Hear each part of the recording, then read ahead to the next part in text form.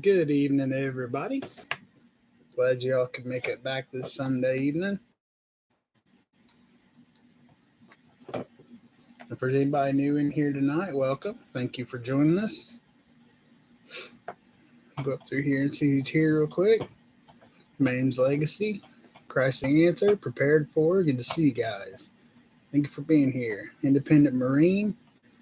Rob. Good to see you. John Doe. Good to see you. Jeep Girl. Good to see you. True American Loretta. B&B Home. Good to see y'all. Let's see. Joe Morgan, good to see you. Ashley, good to see you. That Galaxy Rapper, good to see you. Coral Tigger, Flow Grown Homesteader. Good to see y'all. Missed you too, Jeep Girl. Tammy, good to see you. Anna W, thank you guys for being here. Carry me away. Good to see you.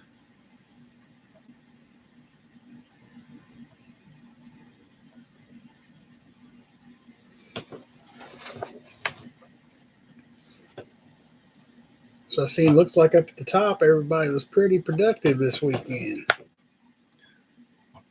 We have been tearing the house apart to decorate for Christmas, you know. You got to make a mess, or what is it, clean up a mess, or make a mess, clean up a mess, and never ending cycle. Let's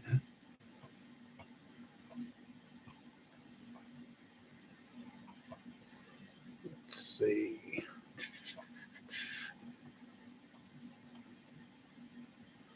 Watching the snow. We had our first snow actually yesterday. It was more of a sleet than a snow, but man, it snowed hard here today nothing stuck or anything, but it snowed hard for a while. Five Virgins Prepper, good to see you. RSD, look at you.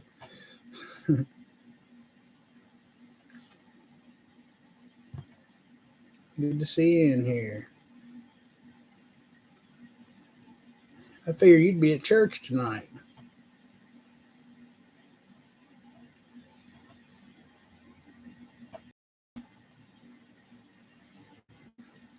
Y'all can keep that accumulating snow. We're not ready for it here yet.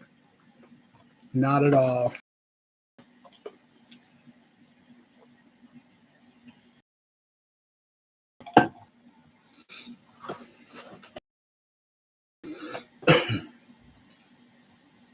So I don't know if, most of you, I think, by now, the majority of you are on Discord.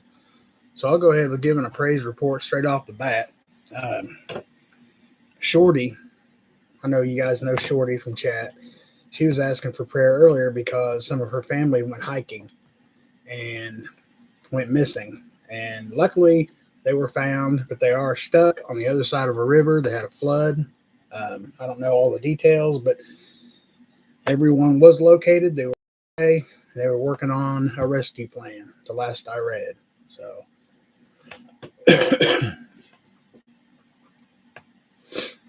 so that's definitely a praise report.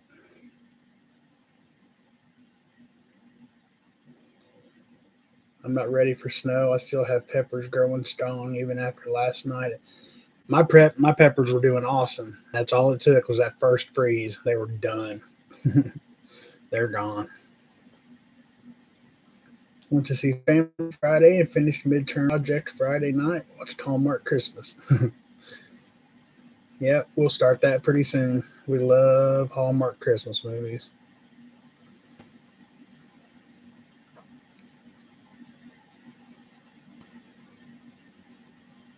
She never gets a break. Yeah, cat lady, she had a pretty bad car accident. Total car. I'm not sure of all the details. Loretta could probably answer any questions, but said she's in a lot of pain from her car wreck, slit disc, and pinched nerves. I think it's supposed to be in bruised ribs. Hey, Metal, good to see you, man. Adriana, good to see you.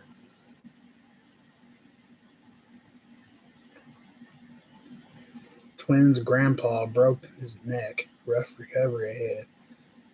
Absolutely.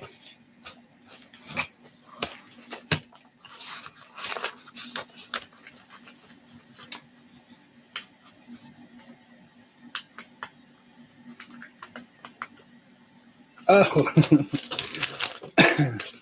sorry about that, Flow Grown. The girl's car, I mean, it wasn't an emergency. I was scared at first, but her key fob shorted out, and I didn't hear it, but her car was outside. The doors were locking and unlocking. The alarm, the panic was going off, lights flashing, horn honking, and there's a lot of people that sleep early around here. So it was, I mean, she panicked, and Mandy didn't know what to do. And I finally got the key fob apart and took the battery out, and it all quit. So she's going to have to order a new key fob. Hard telling how much that'll be. But that's what happened last week. And Joe Morgan, his cousin, I believe it is, if I remember correctly, could use some prayer. Was in an accident. Was shot. And the family could use some prayer. Deanna Walters, good to see you.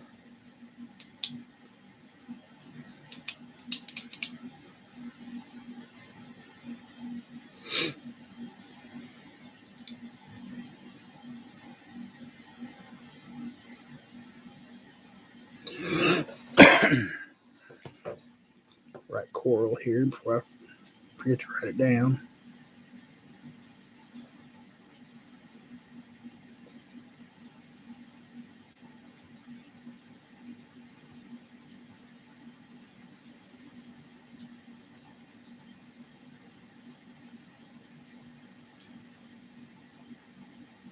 I didn't check yet, 5. After I messaged you a little bit ago, I jumped in the shower and ran to the computer.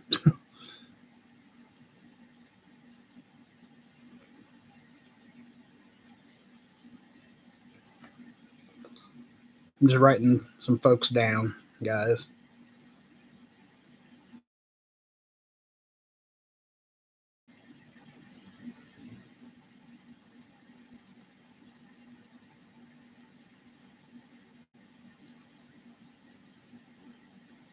Nope. No, Ashley, I did not. Hold on, let me scroll up here.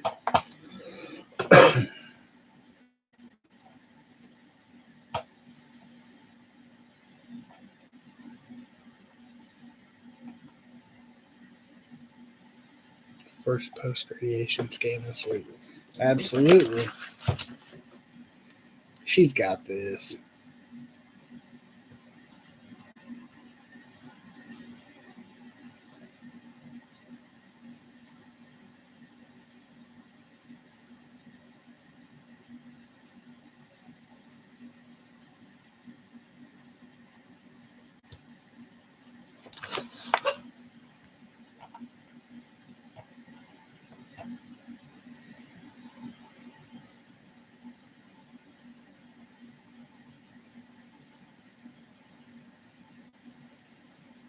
I didn't know he even fell. I didn't hear anything about it. RSD.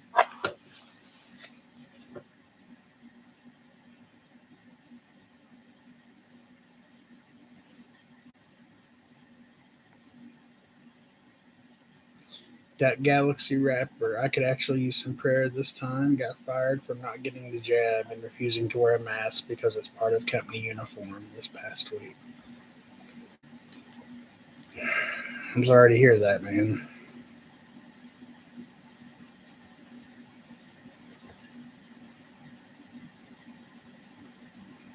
It's happening a lot more often.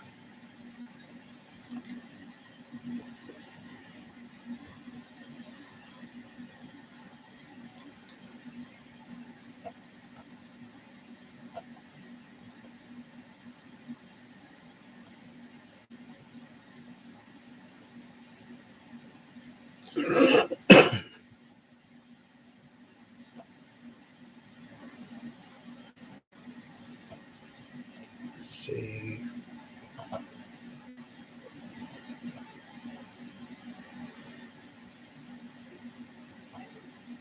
Just want to make sure I don't miss anybody real quick, and then we will get started. We're going to finish the book of Job tonight.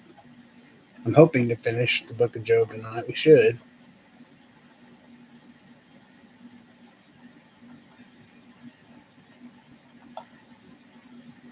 Cousin had wreck, think drug related. She's in Methodist neurocritical brain bleed swelling. Man. I got her down, Coral. I hate to hear that.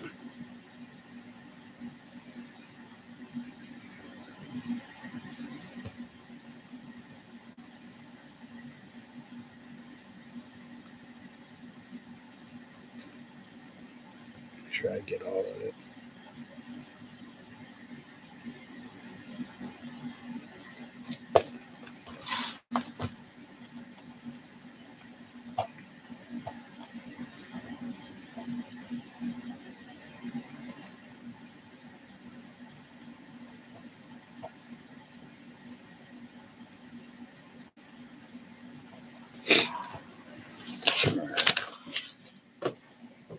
Those wrote down for now.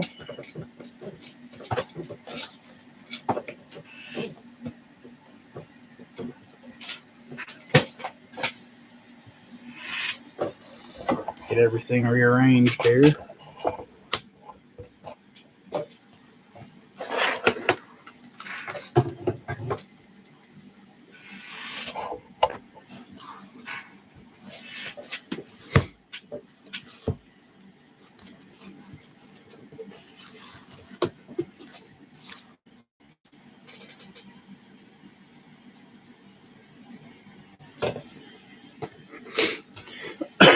We'll be starting in the book, chapter 32.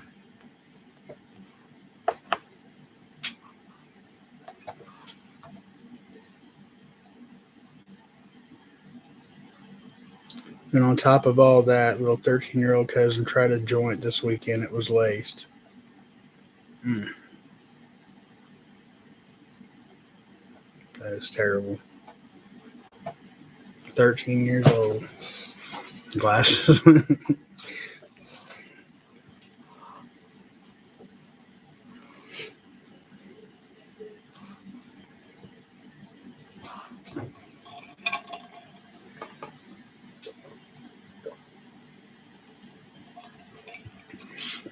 Every time.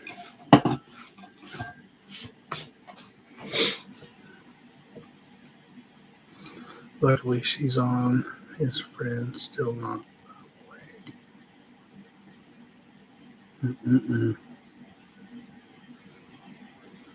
God.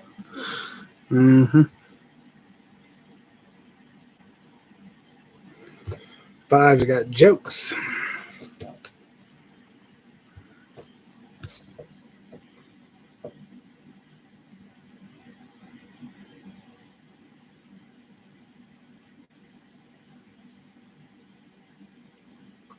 What was it laced with, Coral? Do they know?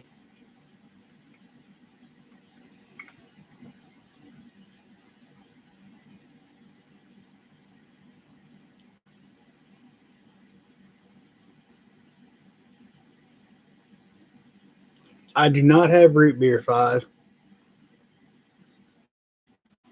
Not tonight. Mame's tank is doing awesome. There's no limp. He's actually been off his pain meds for 4 days now.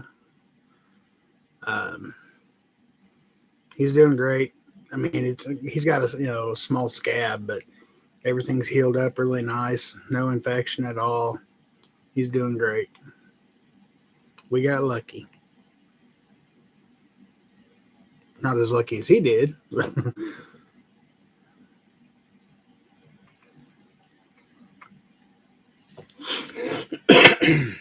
All right.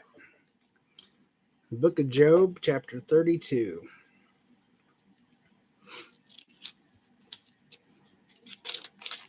Job's friends refused to reply further to him because he kept insisting on his innocence. Then Elihu, I believe is how that's pronounced, son of Barakal, and Buzite, I can't remember, of the clan of Ram, became angry.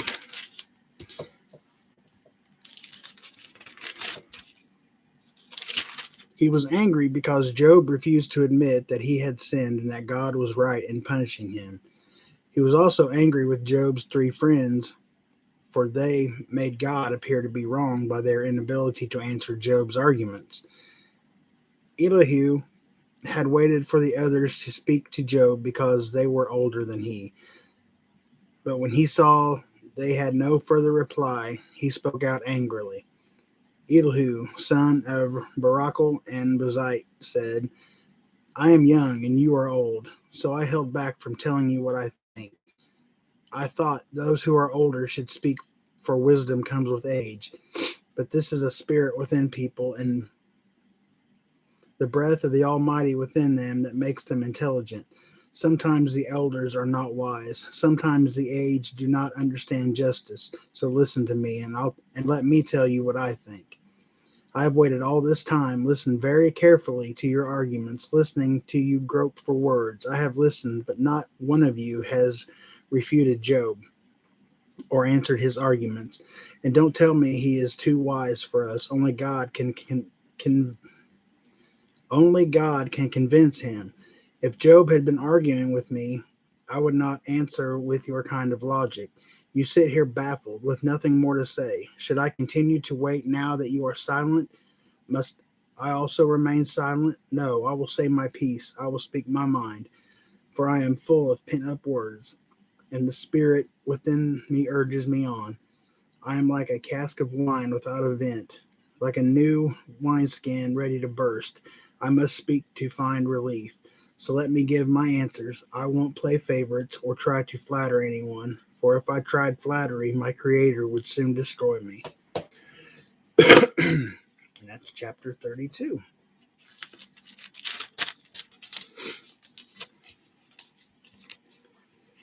Go down to the notes. If Job was really a good man, his three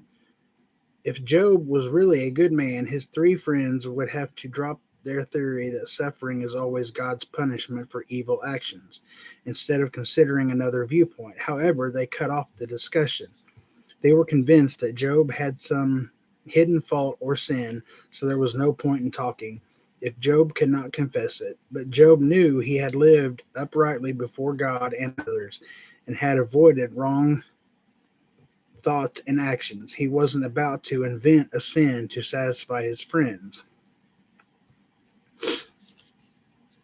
When Eliphaz, Bildad, and Zophar had nothing more to say, Elihu became the fourth person to speak to Job. This was the first and only time he spoke.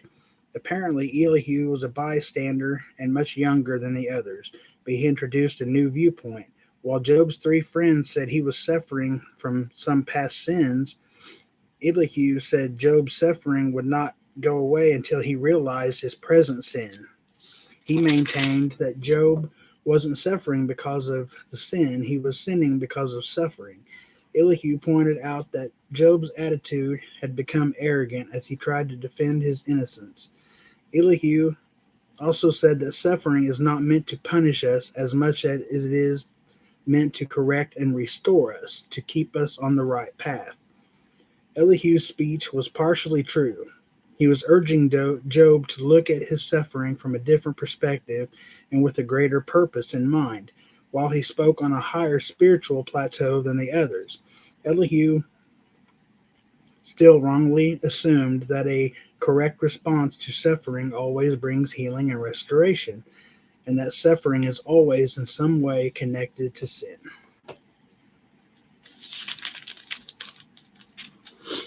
Hey, Northern Girl, good to see you. Mrs. Poppaprepper, good to see you. Jennifer Cruz, good to see you. Anybody else pop in here?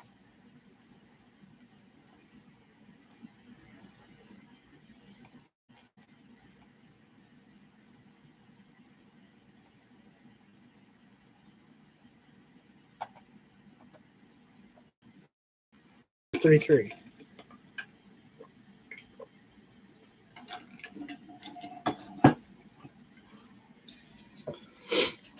Listen to my words, Job.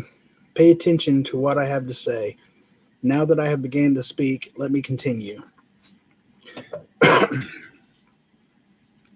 I speak with all sincerity. I speak the truth, for the Spirit of God has made me, and the breath of the Almighty gives me life. Answer me, if you can. Make your case and take your stand. Look, you and I both belong to God. I too was formed from clay, so you don't need to be afraid of me. I won't come down hard on you. You have spoken in my hearing, and I have heard your every words. You said, I am pure, I am without sin, I am innocent, I have no guilt. God is picking a quarrel with me, and he considers me his enemy. He puts my feet in the stocks and watches my every move. But you are wrong, and I will show you why. For God is greater than any human being, so why are you bringing a charge against him? Why say he does not respond to people's complaints? For God speaks again and again, though people do not recognize it. He speaks in my dreams, in visions of the night. When deep sleep falls on people as they lay in their beds, he whispers in their ears and terrifies them with warnings. He makes them turn from doing wrong and keeps them from pride. He protects them from the grave, from crossing over the river of death. Or God disciplines people with pain on their sick beds, with ceaseless aching in their bones. They lose their appetites for even the most delicious food. Their flesh wastes away and their bones stick out.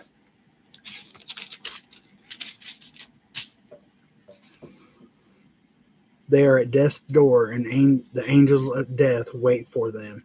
But if an angel from heaven appears, a special messenger to intercede for a person and declare that he is upright, he will be gracious and say, rescue him from the grave, for I have found a ransom in his life.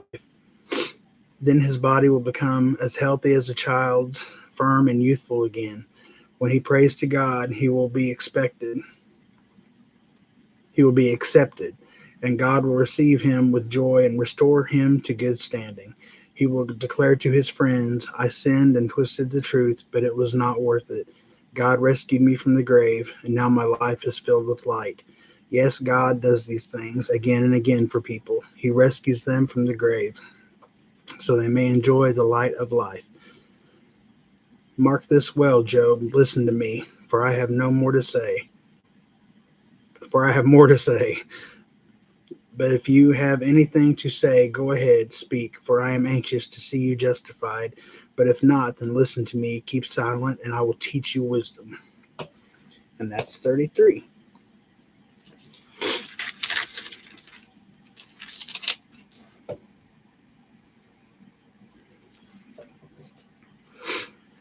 Being informed brings a sense of security. It's natural to want to know what's happening in our lives. Job wanted to understand what was going on, why he was suffering. In previous chapters, we sense his frustration. Elihu claimed to have the answer for Job's biggest question. Why doesn't God tell me what's happening? Elihu told Job that God was trying to answer him, but that he was not listening. Elihu misjudged God on this point. If God were to answer all our questions, he would not be adequately tested. What if God had said, Job, Satan's going to test you and afflict you, but in the end you'll be healed and restored? Perhaps Job's greatest test was not the pain, but rather that he did not know why he was suffering. Our greatest test may be that we must trust God's goodness even though we don't understand why our lives are going a certain way. We must learn to trust in God, who is good, and not in the goodness of life. Elihu's point was that God had spoken repeatedly and in different ways. He spoke in dreams and visions, through suffering, and by mediating angels.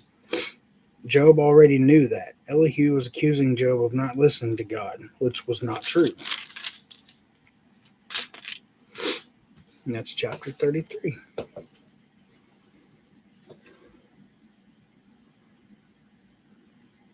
Fighting for her life, sedated with severe head injury, multiple brain bleeds, and spinal fractures, along with many other injuries. Man, I hate to hear that.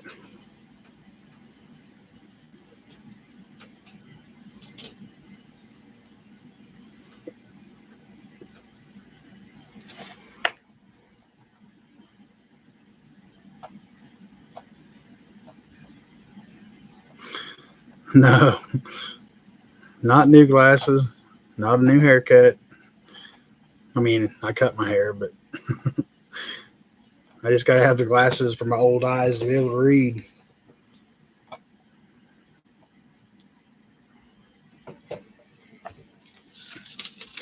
Yep, I'm going to go on to 34.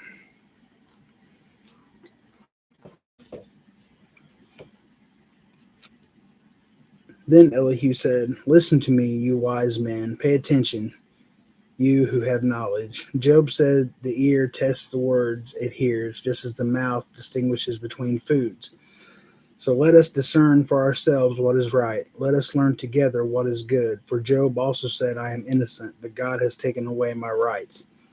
I am innocent, but they call me a liar. My suffering is incurable, though I have not sinned. Tell me, has there ever been a man like Job, with his thirst for irreverent talk? He chose evil people as companions. He spends his time with wicked men. He has even said, why waste time trying to please God? Listen to me, you who have understanding. Everyone knows that God doesn't sin. The Almighty can do no wrong. He repays people according to their deeds. He treats people as they deserve. Truly, God will not do wrong. The Almighty will not twist justice. Did someone else put the world in his care? Who set the whole world in place? If God were to take back his spirit and withdraw his breath, all life would cease and humanity would turn again to dust.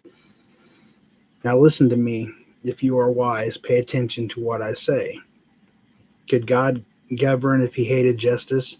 Are you going to condemn the Almighty Judge? For he says to kings, you are wicked, and to nobles, you are unjust. He doesn't care how great a person may be, and he pays no more attention to the rich than to the poor. He made them all. In a moment they die. In the middle of the night they pass away. The mighty are removed without human hand. For God watches how people live. He sees everything they do. No darkness is thick enough to hide the wicked from his eyes. We don't set the time when we will come before God in judgment. He brings the mighty to ruin without asking anyone, and he sets up others in their place. He knows what they do, and in the night he overturns and destroys them. He strikes them down because they are wicked, doing it openly for all to see. For they turned away from following him. They have no respect for any of his ways.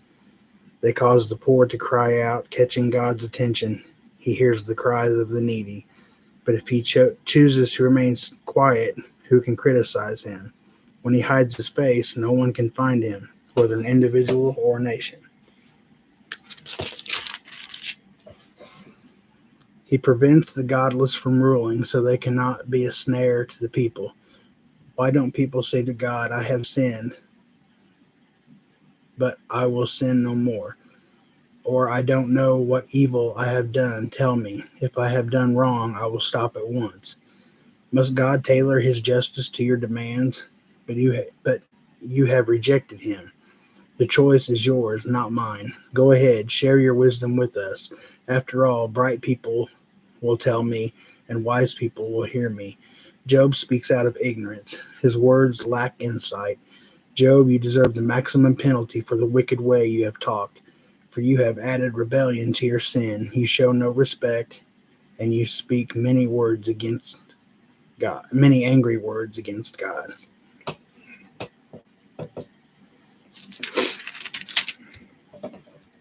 They just can't quit judging poor old Job.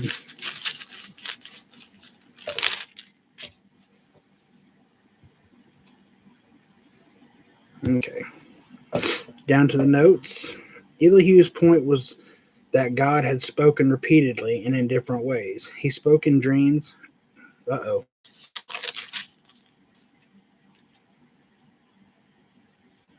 How did I do that?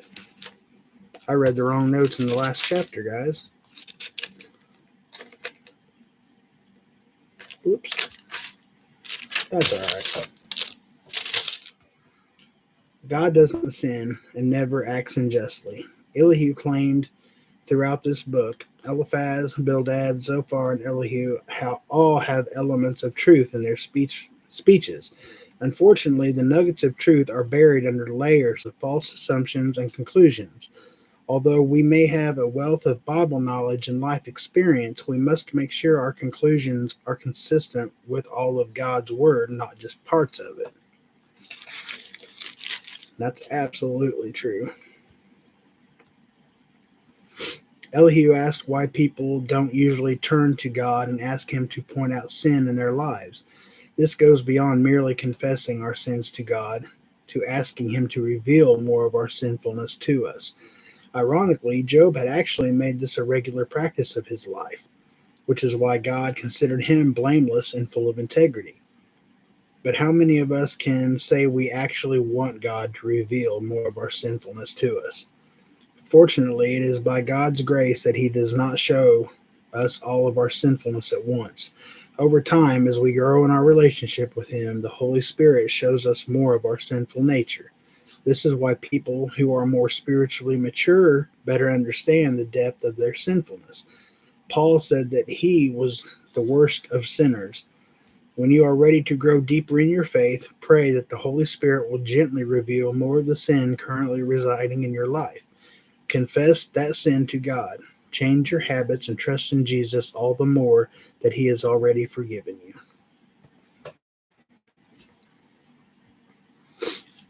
And that is chapter 34.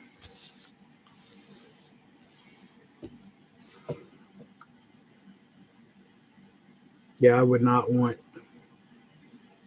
God coming to me all at once. You got to change this and this and this and this and this, and let's baby steps. Could you imagine?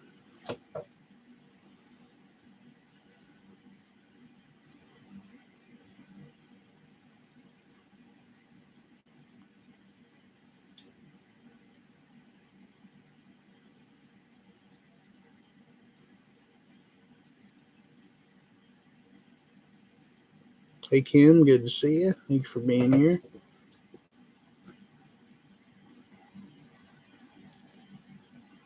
Absolutely 5. Absolutely.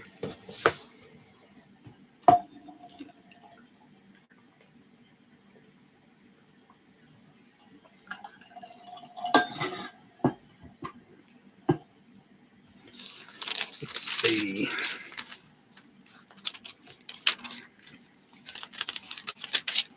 Yep, I think we'll make it.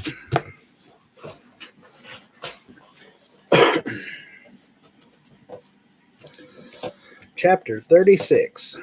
Elihu continued speaking. Let me go on, and I will show you the truth, for I have not finished defending God. I will present profound arguments for the righteousness of my Creator. I am telling you nothing but the truth, for I am a man of great knowledge. God is mighty, but He does not despise anyone. He is mighty in both power and understanding. He does not let the wicked live, but gives just to the afflicted. Gives just to the afflicted. He never takes His eye off the innocent, but He sets them on thrones with kings and exalts them forever. If they are bound in chains and caught up in a web of trouble, He shows them the reason. He shows them their sins of pride. He gets their attention and commands that they turn from evil. If they listen and obey God, they will be blessed with prosperity throughout their lives. All their years will be pleasant. But if He refuses to listen to Him, they will cross over the river of death, dying from lack of understanding. For the godless are full of resentment. Even when He punishes them, they refuse to cry out to Him for help. They die when they are young, after wasting their lives in immoral living. But by means of their suffering, He rescues those who suffer, for He gets their attention through adversity. God is leading you away from danger, Job, to a place free from distress. He is setting your table with the best food, but you are obsessed with whether the godless will be judged. Don't worry, judgment and justice will be upheld. But watch out, or you may be seduced by wealth. Don't let yourself be bribed into sin. Could all your wealth or all your mighty efforts keep you from distress? Do not long for the cover of night, for that is when people will be destroyed. Be on guard. Turn back from evil. God sent his suffering to keep you from a life of evil.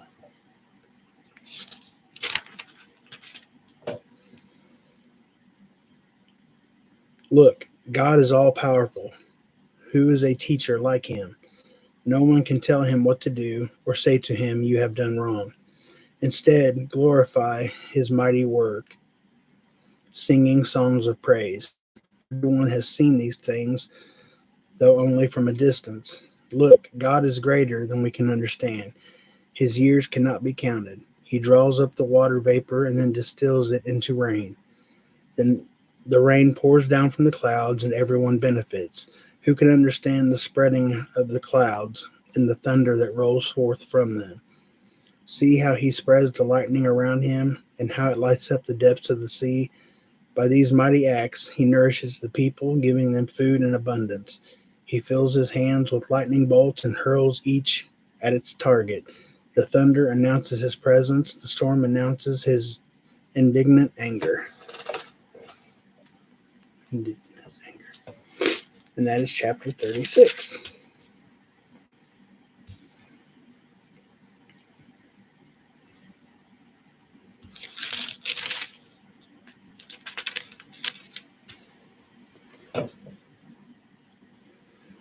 One theme in the poetic literature of the Bible is that God is incomprehensible.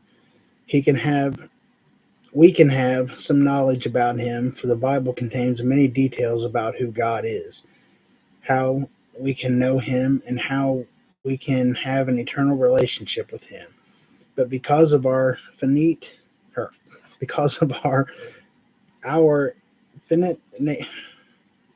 nature, we cannot know how completely.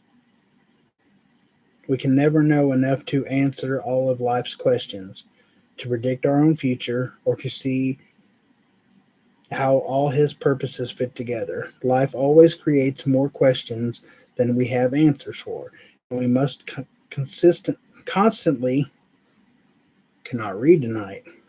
Go to God for fresh insights into life's dilemmas and the strength we need for each day. Did you get any of that?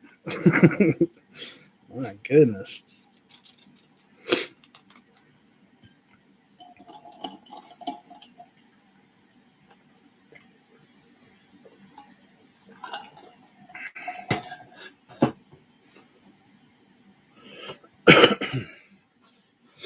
Hey, full of hope. Good to see you. And happy birthday.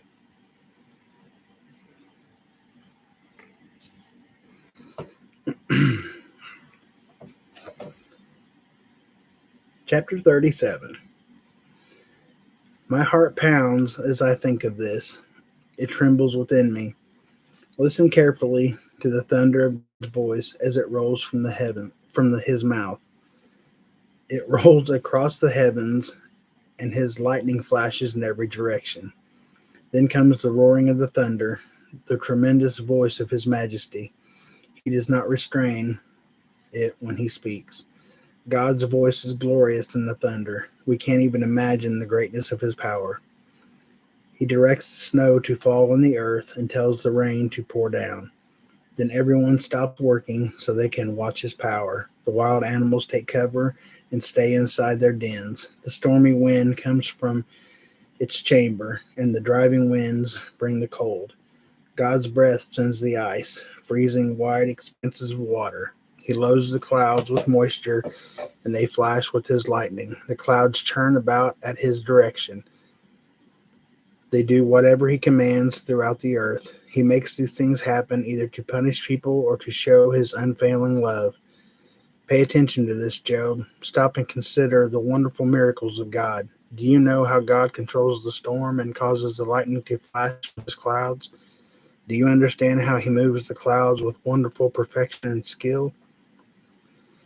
When you are sweltering in your clothes and the south wind dies down and everything is still, he makes the skies reflect the heat like a bronze mirror. Can you do that?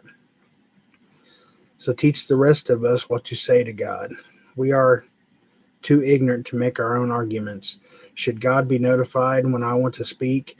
Can people even speak when they are confused? We cannot look at the sun, for it shines brightly in the sky when the wind clears away the clouds. So also, golden splendor comes from the mountain of God. He is clothed in dazzling splendor. We cannot imagine the power of the Almighty, but even though he is just and righteous, he does not destroy us. No wonder people everywhere fear him. All who are wise show him reverence. Excuse me. And that's chapter 37. Nothing can compare to God. His power and presence are awesome, and when we speak, he must listen. Too often we presume to speak to God. We reserve Too often we presume to speak for God, as Job's friends did, to put words in his mouth, to take him for granted, or to interpret his silence to mean that he is absent or unconcerned. But God cares. He is in control, and he will speak. Be ready to hear his message. In the Bible, in your life, through the Holy Spirit, and through circumstances and relationships. Elihu concluded his speech with the tremendous truth that faith in God was more important than Job's desire for an explanation for his suffering. He came so close to helping Job, but then went down the wrong path. Significantly, it is here that God himself breaks into the discussion to draw the right conclusion from this important truth. Elihu stressed God's sovereignty over all nature as a reminder of his sovereignty over our lives. God is in control. He directs, preserves, and maintains his created order. Although we can't see it, God is divinely governing the moral and political affairs of people as well. By spending time observing the majestic and intricate parts of God's creation, we can be reminded of his power in every aspect of our lives.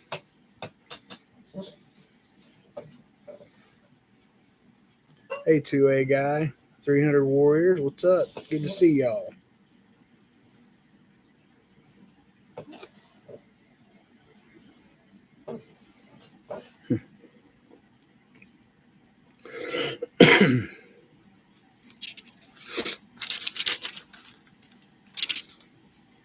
I think the days ahead we may need to hold fast to the scripture. Mark it in your Bible. A good scripture passage given to me was 2 Corinthians 4, verses 4 through 10. I'm going to jot that down.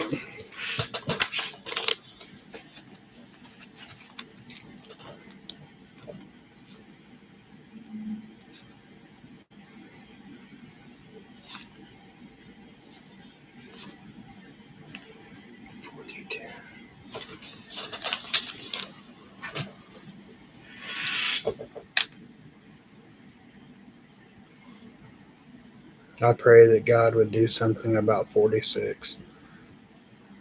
Me and you both, brother. Out of control.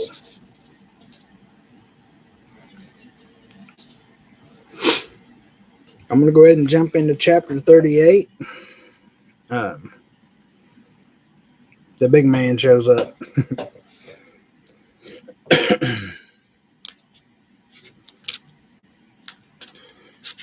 Then the Lord answered Job from the whirlwind. Who is this that questions my wisdom with such ignorant words? Brace yourself like a man, because I have some questions for you, and you must answer them. Where were you when I laid the foundations of the earth? Tell me, if you know so much. Who determined its dimensions and stretched out the surveying line? What supports its foundations, and who laid its cornerstone? As the morning stars sang together and all the angels shouted for joy. Who kept the sea inside its boundaries as it burst from the womb, and as I clothed it with clouds and wrapped it in thick darkness? for I locked it behind barrel gates, limiting its shores. I said, this is far and no farther will you come. Here your proud waves must stop. Have you ever commanded the morning to appear and caused the dawn to rise in the east? Have you made daylight spread to the ends of the earth to bring an end to the night's wickedness? As the light approaches, the earth takes shape like clay pressed beneath a seal. It is robed in brilliant colors. The light disrupts the wicked and stops the arm that is raised in violence. Have you explored the springs from which seas come? Have you explored their depths? Do you know where the gates of death are locked? Have you seen the gates of utter gloom? Do you realize the extent of the earth? Tell me about it if you know. Where does light come from? And where does darkness go? Can you take each to its home? Do you know how to get there? But of course you know all this. For you were born before it was all created, and you are so very experienced. Have you visited the storehouses of the snow or seen the storehouses of hail? I have reserved them as weapons for the time of trouble, for the day of battle and war. Where is the path to the source of light? Where is the home of the east wind? Who created a channel for the torrents of rain? Who laid out the path for the lightning? Who makes the rain fall on barren land in the desert where no one lives? Excuse me. Who sends rain to satisfy the parched ground and make the tender grass spring up? Does the rain have a father? Who gives birth to the dew? Who is the mother of the ice? Who gives birth to the frost from the heavens? For the water turns to ice as hard as rocks, and the surface of water freezes. Can you direct the movement of the stars, binding the clusters of the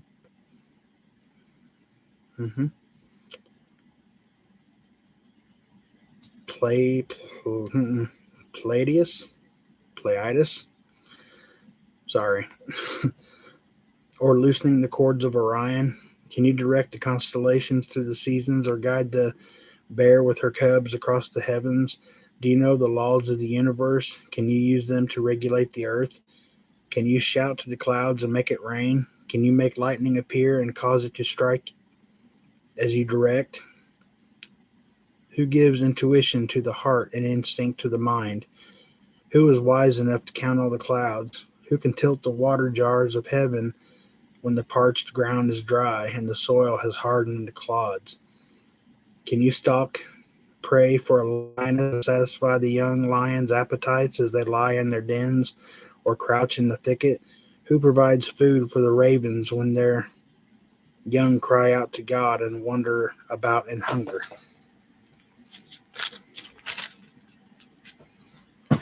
Matthew chapter 38.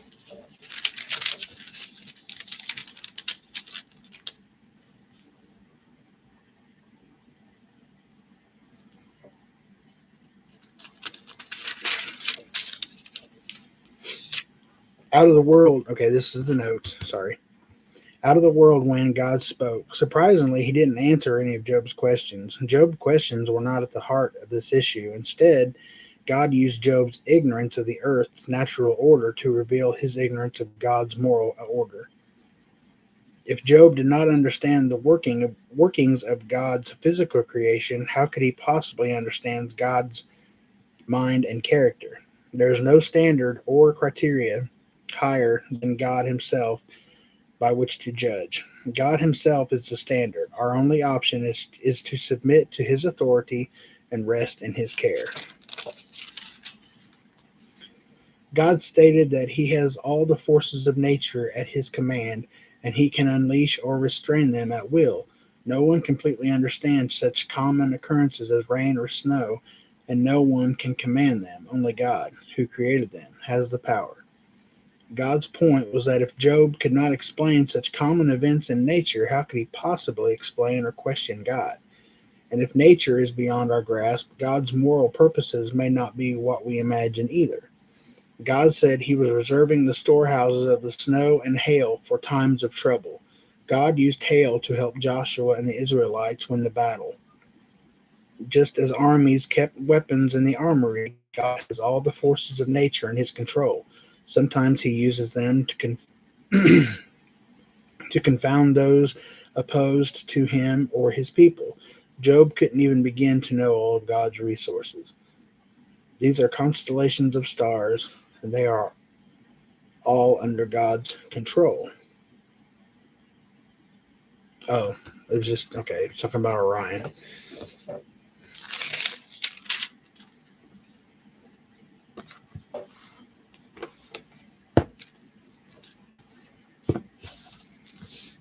I don't mean to be rushing, guys, but I do want us to get this book finished tonight. And I think we got three more chapters, I believe. Yep, 3 more chapters. Chapter 39. Do you know when the wild goats give birth? Have you watched as deer are born in the wild? Do you know how many months they carry their young? Are you aware of the time of their delivery? They crouch down to give birth to their young and deliver their offspring. Their young grow up in open fields, then leave home and never return. Who gives the wild donkey its freedom? Who untied its ropes? I have placed it in the wilderness. Its home is the wasteland. It hates the noise of the city and has no driver to shout at it. The mountains are its pasture land, where it searches for every blade of grass. Will the wild ox consent to being tamed? Will it spend the night in your stall? Can you hitch a wild ox to a plow? Will it plow a field for you? Given its strength, can you trust it?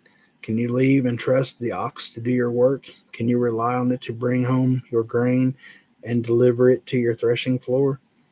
The ostrich flaps her wings grandly, but they are no match for the feathers of the stork. She lay her eggs up on top of the earth, letting them be warmed in the dust. She doesn't worry that a foot might crush them or a wild animal might destroy them. She is harsh towards her young, as if they were not her own. She doesn't care if they die, for the God has deprived her of wisdom. He has given her no understanding. Is the swiftest horse with its rider. Have you given the horse its strength or clothed its neck with a flowing mane? Did you give it the ability to leap like a locust, and its majestic snort? Its majestic snorting is terrifying. It paws the earth and rejoices in its strength when it charges into battle. It laughs at fear and is unafraid. It does not run from the sword. The arrows rattle against it, and the spear and javelin flash. It paws the ground fiercely and rushes forward into battle when the ram's horn blows. It snorts at the sound of the horn. It senses the battle in the distance. It quivers at the captain's commands and the noise of battle. Is it your wisdom that makes the hawk soar and spread its wings toward the south? Is it at your command that the eagle rises to the highest to make its nest? It lives on the cliffs, making its home on a distant rocky crag. From there it hunts its prey, keeping watch with piercing eyes. Its young gulp down blood. Where there is a carcass, there you'll find it. Chapter 39. God asked Job several questions about the wild kingdom in order to demonstrate how limited Job's Job knowledge really was. God was not seeking answers from Job. Instead, he was getting Job to recognize and submit to God's power and sovereignty. Only then could Job hear what God was really saying to him.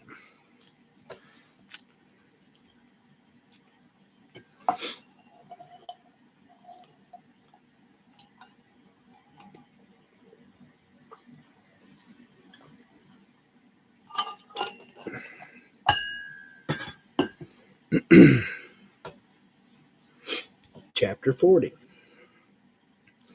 Then the Lord said to Job, "Do you still want to argue with the Almighty? You are God's critic, but do you have the answers?" Job responds to the Lord, "I am nothing. How could I ever find the answers? I will cover my mouth with my hand. I have said too much already. I have nothing more to say. Then the Lord answered Job from the whirlwind. Brace yourself like a man, because I have questions for you, and you must answer them. Will you discredit my justice and condemn me just to prove you are right? Are you as strong as God? Can you thunder with a voice like this? All right, put on your glory and splendor, your honor and majesty. Give vent to your anger. Let it overflow against the proud. Humiliate. The light's glaring off of this. I can't see. Humiliate the proud with a glance. Walk on the wicked where they stand. Bury them in the dust. Imprison them in the world of the dead. Then even I would praise you, for your own strength would save you. Take a look at Behemoth, which I made, just as I made you. It eats grass like an ox. See its powerful lions and the muscles of its belly. Its tail is as strong as a cedar. The sinews of its thighs are knit tightly together. Its bones are tubes of bronze, and limbs are bars of iron. It is a prime example of God's handiwork, and only its creator can threaten it. The mountains offer it their best food, where all the wild animals play. It lies under the lotus plant, hidden by the reeds in the marsh. The lotus plant gives it shade among the willows beside the stream. It is not disturbed by the raging river, not concerned when the swelling Jordan rushes around it. No one can catch it off guard or put a ring in its nose and lead it away. Behemoth could be a reference to a large land animal, possibly an elephant or a hippopotamus.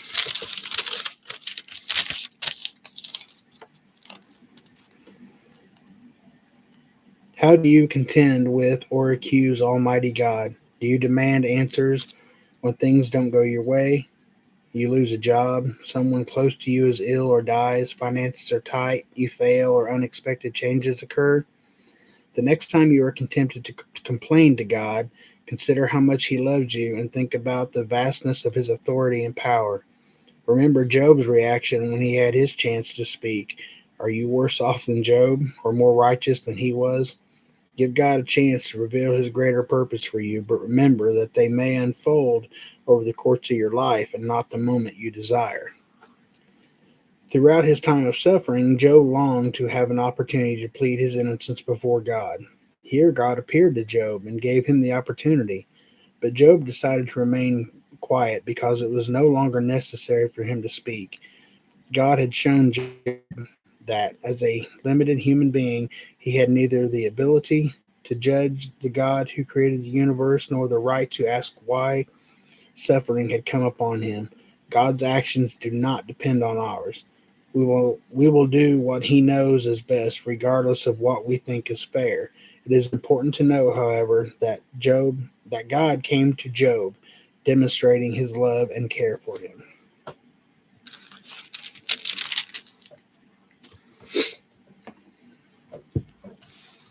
Chapter 41.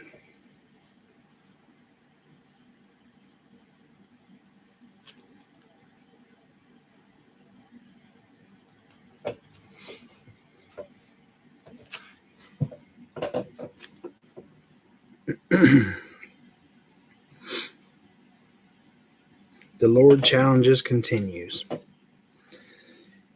Can you catch Leviathan with a hook or put a noose around its jaw? Can you tie it with a rope through the nose or pierce its jaw with a spike? Will it beg you for mercy or implore you for pity? Will it agree to work for you, to be your slave for life, give it to your little girls to play with? Will merchants try to buy it to sell it in their shops? Will its hide be hurt by spears or its head by a harpoon? If you lay a hand on it, you will certainly remember the battle that follows. You won't try that again. No, it is useless to try to capture it. The hunter who attempts it will be knocked down. And since no one dares to disturb it, who can stand up to me? Who has given me anything that I need to pay back? Everything under the heaven is mine. I want to emphasize Leviathan's limbs and its enormous strength and graceful form. Who can strip off its hide? And who can penetrate its double layer of armor? Who could pry open its jaws, for its teeth are terrible? The scales on its back are like rows of shields tightly sealed together. They are no they are so close together that no air can get between them.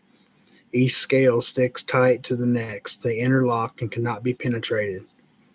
When it sneezes, it flashes light. Its eyes are like the red of dawn. Lightning leaps from its mouth. Flames of fire flash out. Smoke streams from its nostrils like steam from a pot heated over burning rushes. Its breath would kindle coals, for flames shoot from its mouth. The tremendous strength in the Leviathan's neck strikes terror wherever it goes. Its flesh is hard and firm, it cannot be penetrated. Its heart is hard as a rock, hard as a millstone.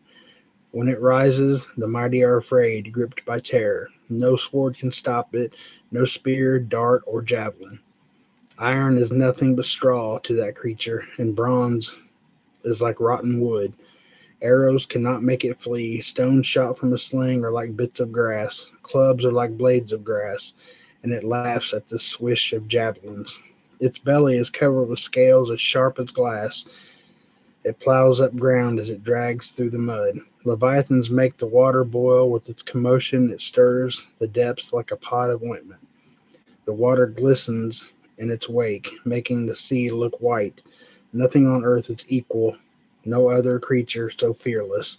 Of all creatures, it is the proudest. It is the king of beasts.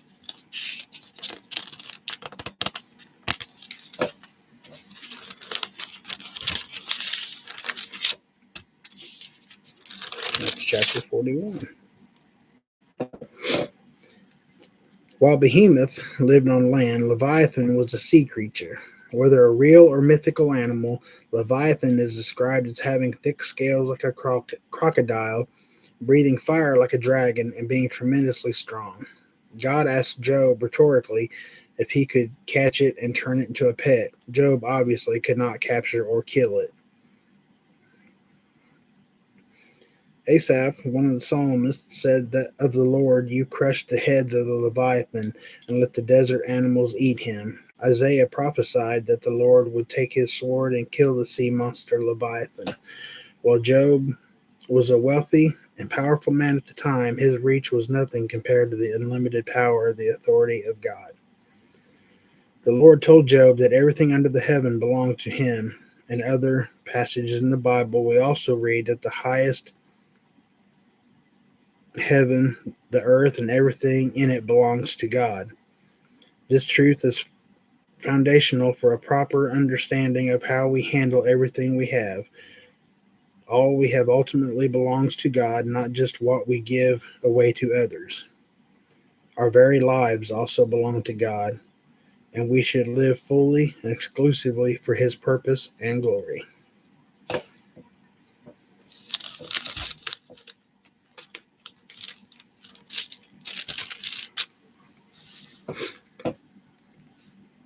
The last chapter, 42. Then Job replied to the Lord, I know that you can do anything, and no one can stop you. You asked, who is this that questions my wisdom with such ignorance? It is I. And I was talking about things I knew nothing about, things far too wonderful for me. You said, listen, and I will speak. I have some questions for you, and you must answer them.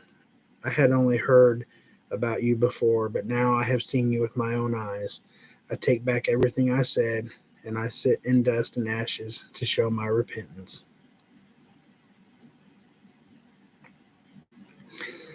After the Lord had finished speaking to Job, he said to Eliphaz the Temanite, I am angry with you and your two friends, for you have not spoken accurately about me as my servant Job has. So take 7 bulls and 7 rams, and go to my servant Job and offer a burnt offering for yourselves. My servant Job will pray for you, and I will accept his prayers on your behalf. I will not treat you as you deserve, for you have not spoken accurately about me as my servant Job has. So Eliphaz the Temanite, Bildad the Shuhite, and Zophar the Nemathite did as the Lord commanded them, and the Lord accepted Job's prayer. When Job prayed for his friends, the Lord restored his fortune. In fact, the Lord gave him twice as much as before. Then all his brothers, sisters, and former friends came and feasted with him in his home. And they consoled him and comforted him because of all the trials the Lord had brought against him, and each of them brought him a gift of money and a gold ring. So the Lord blessed Job in the second half of his life, even more than in the beginning. For now he had 14,000 sheep, 6,000 camel, 1,000 team of oxen, and 1,000 female donkeys. He also gave Job 7 more sons and 3 more daughters. He named his first daughter Jamamah, and Keziah, and the third Karen Hapach.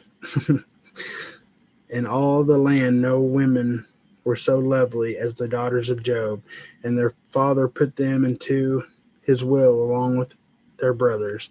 Job lived 140 years after that, living to see 4 generations of his children and grandchildren. Then he died an old man who had lived a long, full life. And that's the book of Job.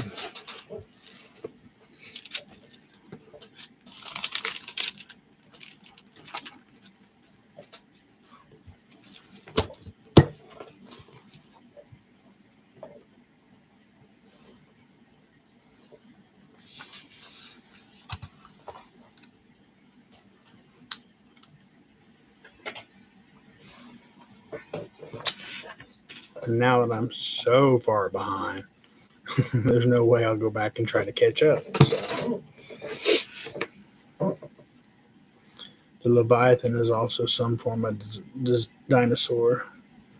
We did co-live with dinosaurs. There are a couple. I mean, if it was true, I mean, if it was a real creature, it would have had to have been. It would had to have been something like a dinosaur. I mean, at least.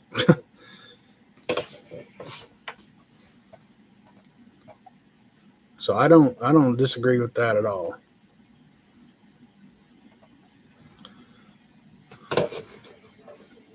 Some prayers for my mom.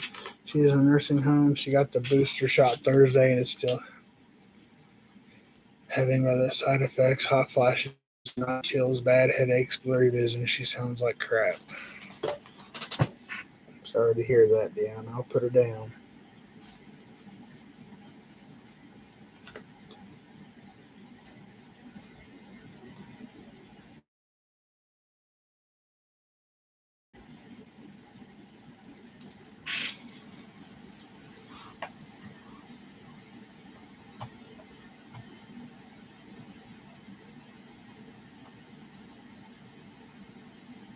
Hey, Christ is the answer. Good to see you.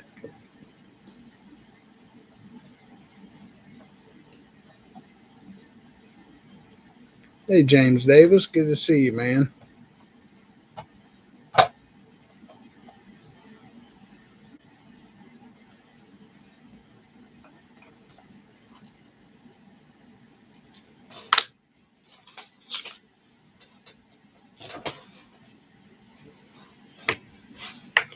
And then next week we are going to do the Book of Esther. I believe that's what we decided on, or I decided on last week. Hey, Chris. Good to see you, man. Ma'am. Man, I haven't done that for a while.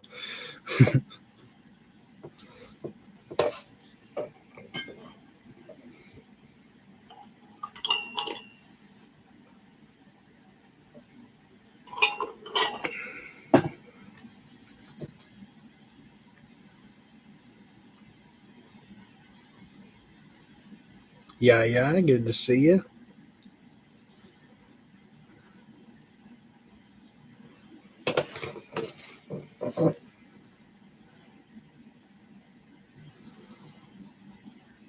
I wonder what Leviathan could be. Love to hear thoughts on that.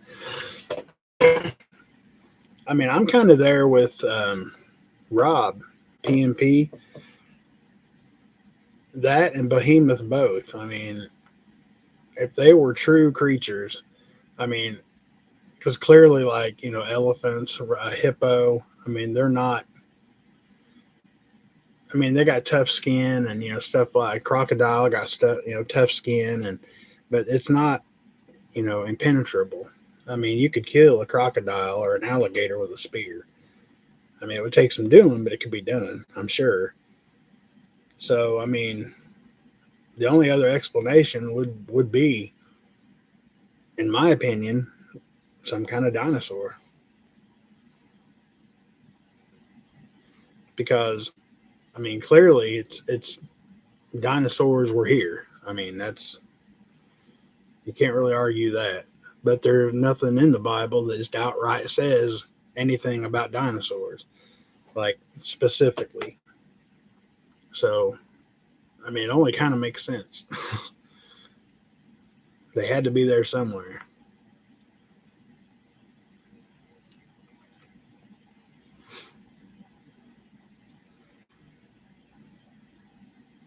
Thank you, Christ is the answer. We are doing pretty good. I hope you're doing good as well.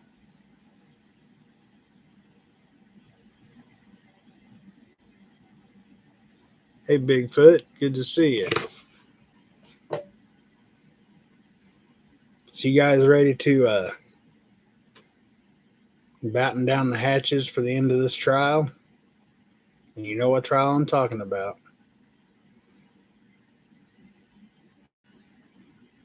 I think the big cities are going to be in a world of hurt as soon as that verdict's turned in. He might get a little something, but I don't think he's going to get what everybody was hoping for.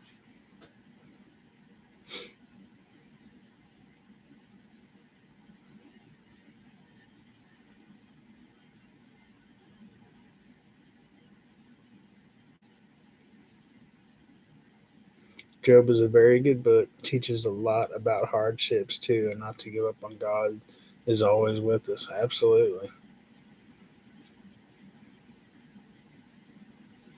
That's what I'm saying, Joe. If you're in the big cities, it's going to come unglued. We ain't going to have nothing to worry about out here.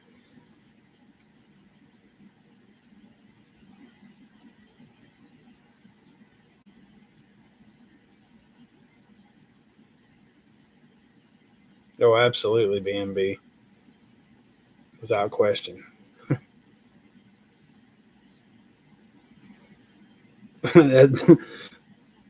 You put LOL, but I agree, Joe. If your city burned last year, you might want to start filling magazines and boarding windows. I don't think you're far off, if at all, man. I think it's going to be bad because, I mean, BLM want to see this kid hang. That's no big secret. I mean, they want him to rot in prison. And unless something drastically comes out that they've not discussed or it's been hidden, he's not guilty.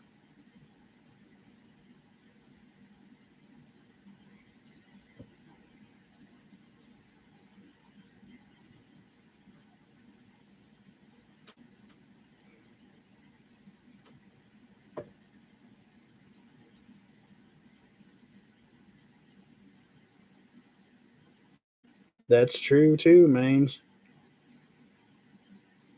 We'll all find out one day, I hope.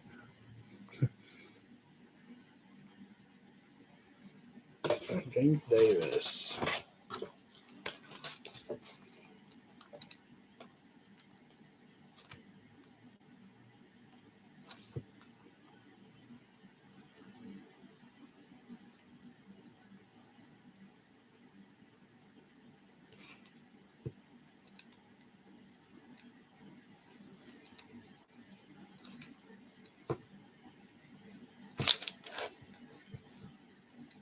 I got you down, James. Been in the hospital and gone through surgeries and wasn't able to contact anyone. He's on the road to recover. I appreciate all of the prayers. Well, that's good. He's on the road to recovery. Yeah, we've been praying for him for several weeks over here. Glad to hear he's recovering well.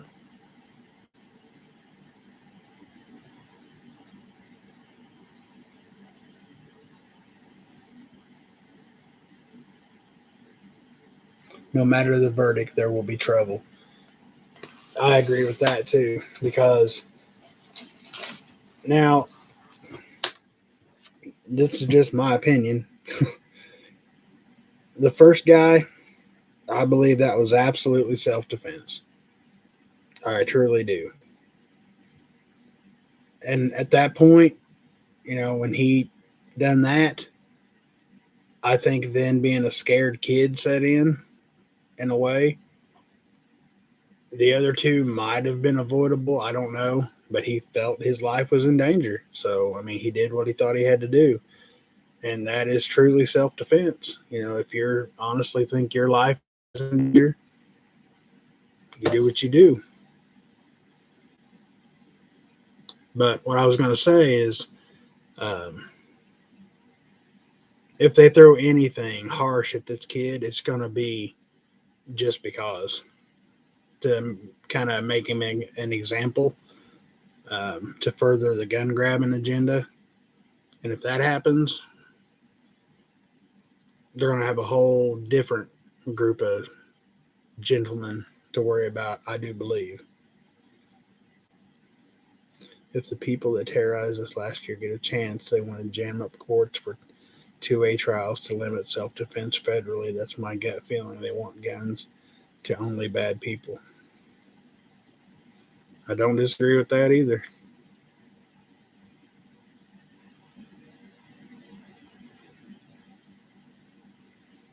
Kyle could be sheriff, and the people of Kenosha should have white. Anyone throwing a rock or brick off earth, enough is enough. If they coming for you, kill them and don't hesitate.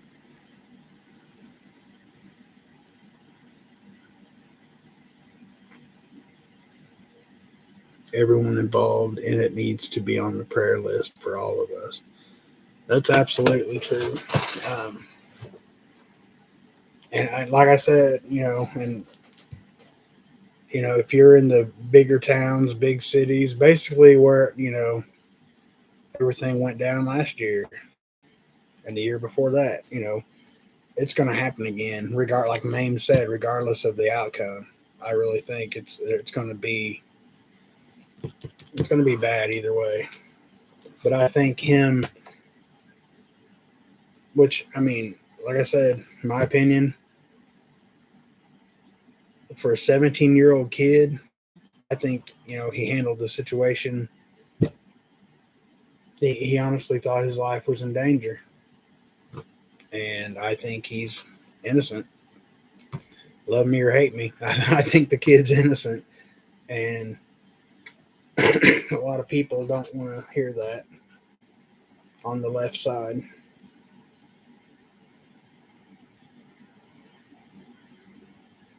But at any rate, big cities are going to be a big target. Chicago, even possibly Indianapolis, Louisville, Atlanta, the same old, same old.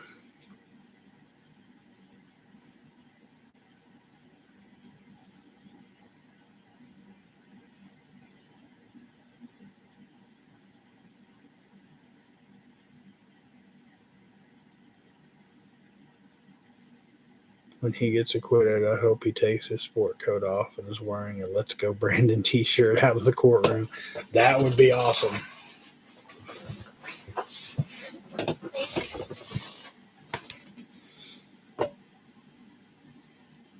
Yeah, that Let's Go Brandon, that's making I've seen or heard, read, whatever, lots of Congress people using it, and I've seen DeSantis called it the Braden or Brandon administration. That was pretty classic. He ain't gonna keep a leash on Indianapolis. There ain't no way. I mean, I respectfully disagree. I mean, all these big cities. I mean, it's going to go way beyond the governor. I mean, he ain't gonna be able to control it. I honestly don't think, and not just because he's Holcomb. I meant anybody. Big city. They decide they want to protest and riot. I mean, look at the past. I mean, he's sure not going to go out there in the streets himself and try to stop it. Nobody would. I mean,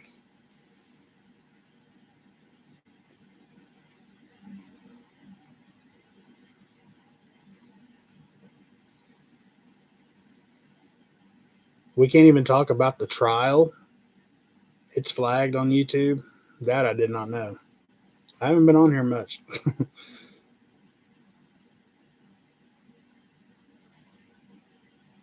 Or Brandon.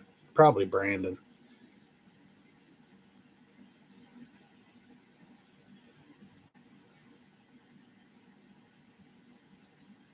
Praise report. My daughter that lives with me has a genetic disorder called Rett syndrome. She is tube fed. She was gifted 27 cases of organic meals. All glory to the. That's awesome. That is nice. No, Let's Go B gets it. Are you serious?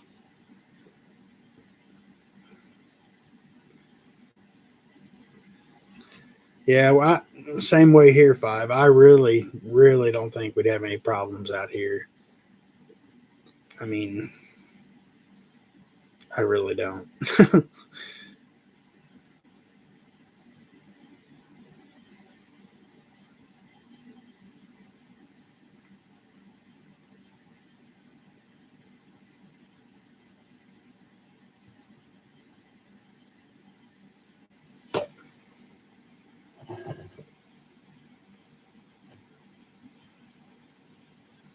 Indy has a lot of ghettos too, Coral. Um, now, um, Bloomington, you might want to be on high alert because we know how blue and um, proud Bloomington is.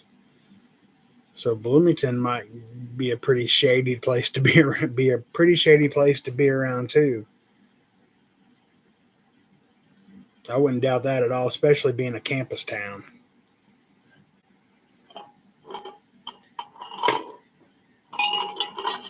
Oh no.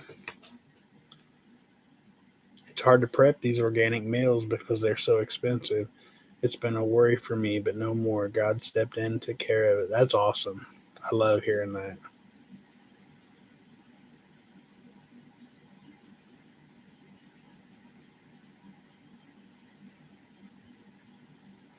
I don't see him playing this year.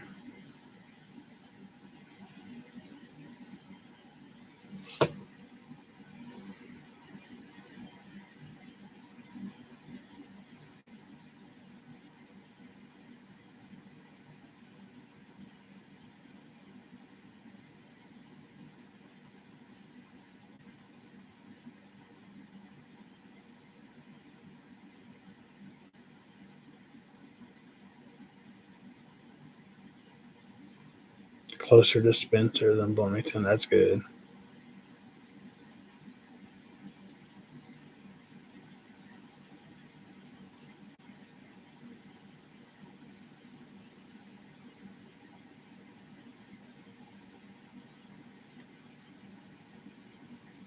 I'm at 926.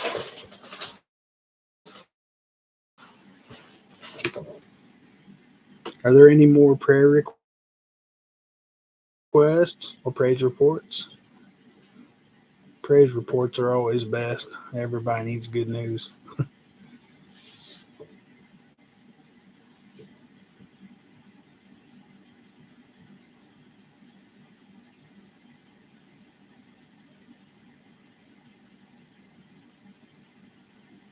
20 minutes from camp. Oh, you should be all right then. I thought you was closer than that.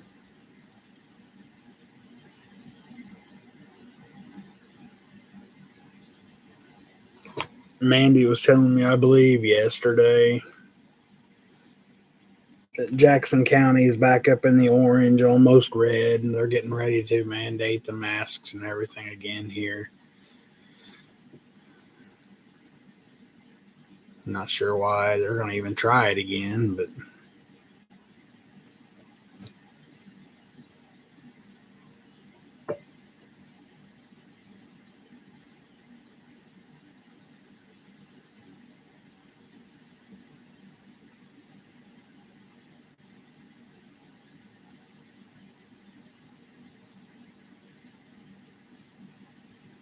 I absolutely agree with that, 5. He's brought me a long way. I know he's in my life.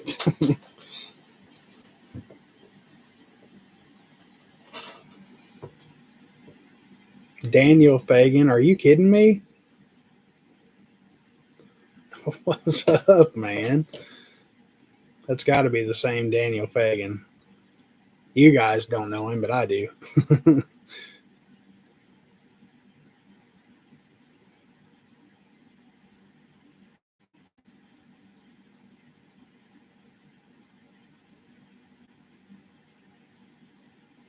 Had a verse on my mind all week. 1 Thessalonians chapter 1, verse 9 boils down to 6 words: to God, from idols, to serve.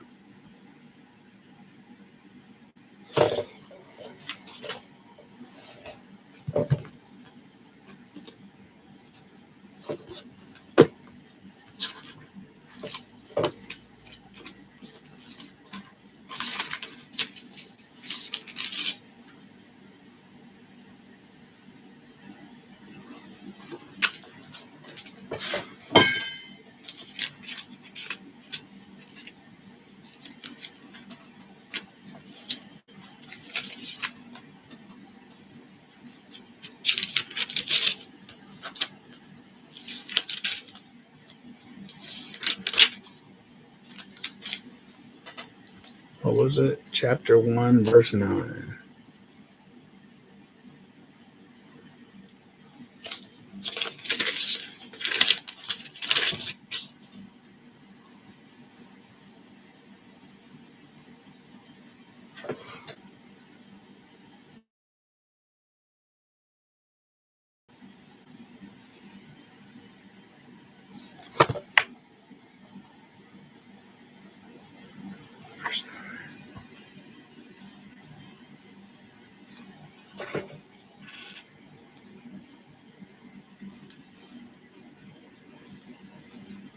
For they keep talking about the wonderful welcome you gave us and how you turned away from idols to serve the living and true God.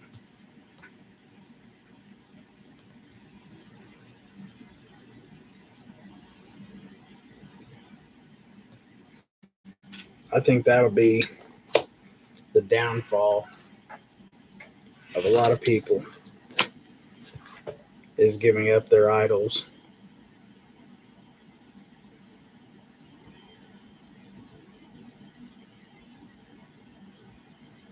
and turn to serving only one God. You know, giving up their whatever it is, sports team, movie stars. I mean, their way of life, their cars, their money. You know, I think that'll be the downfall of a lot of people, not going to be able to give that kind of stuff up. Hey, farmer's son, good to see you, man.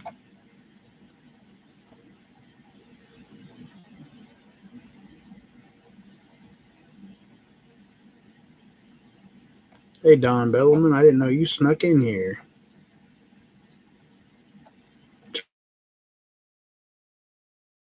Turn to God in.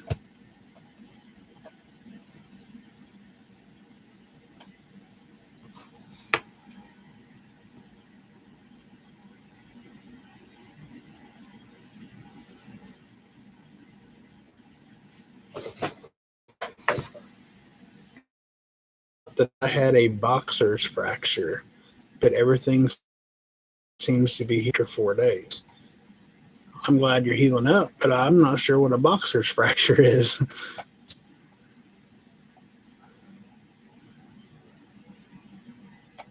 I'm doing good, farmer's son. Can't complain.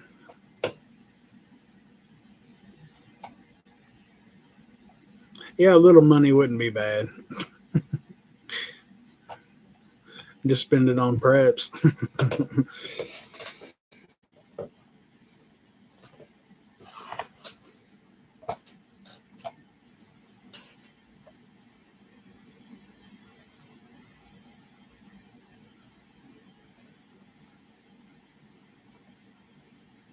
I got a question.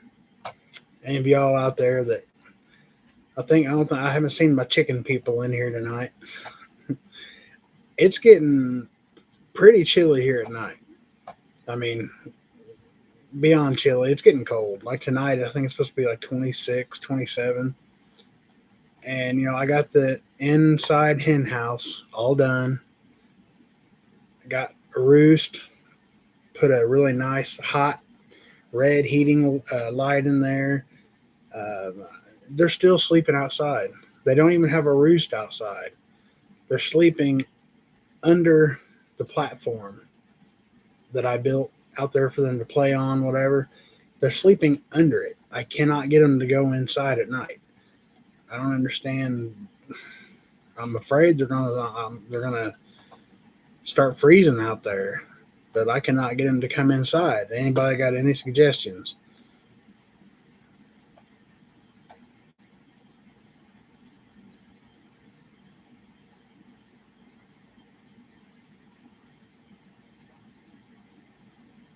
Had our first frost last night here in Bama. We had our first one about a week and a half ago. I think it was. First freeze about a week ago. Yeah, I mean they can move around. They got plenty of room to move.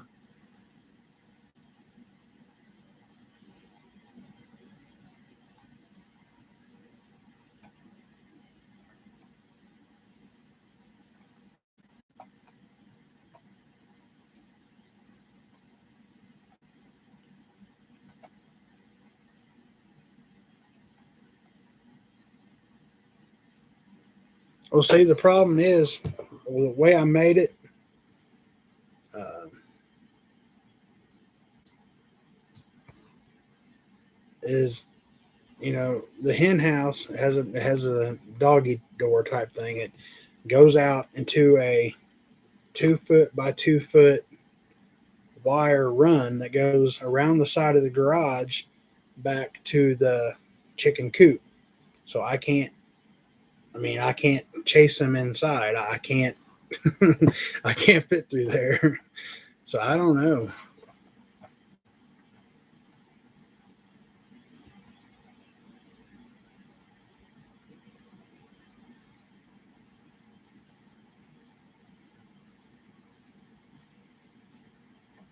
Well, I just put the light up 2 nights ago, and the hen house. I mean, it's been done for a week and a half.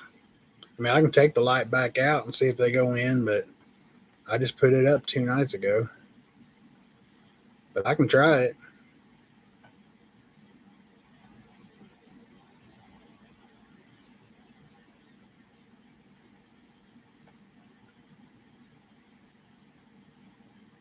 I'll put you down, man.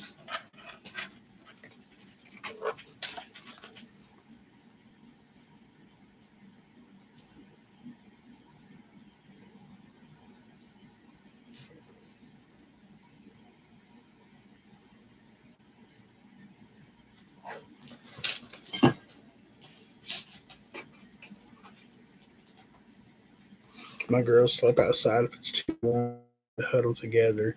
They're molting and getting in their winter feathers. Yeah, mine are definitely molting.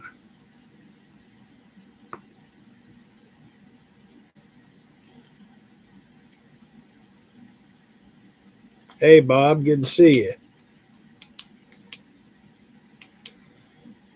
A Ford Maverick. They make Ford Mavericks again?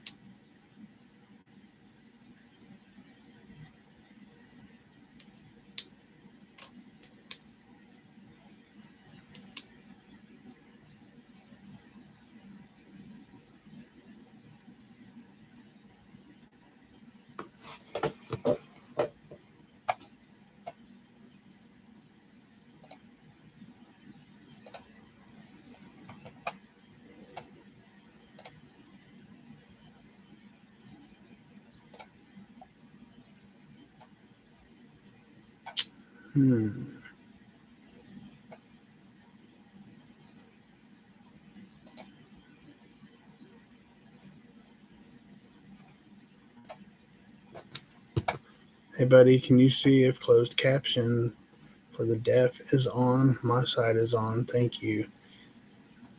I don't know how to do that.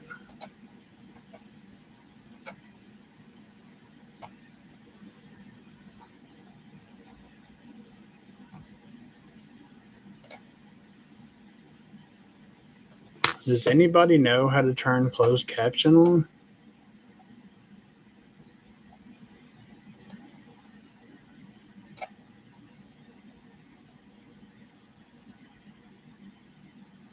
Hold on, guys. Let me see if I can figure this out.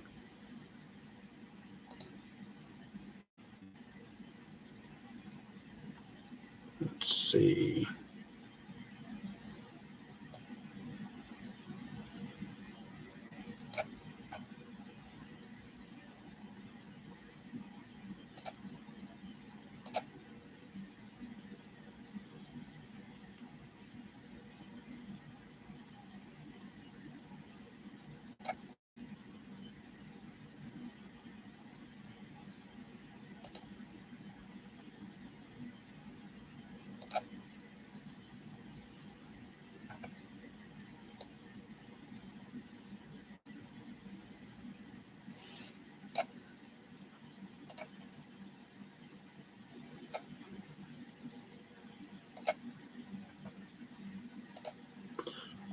I'm trying to figure out how to turn on closed caption. Does anybody happen to know?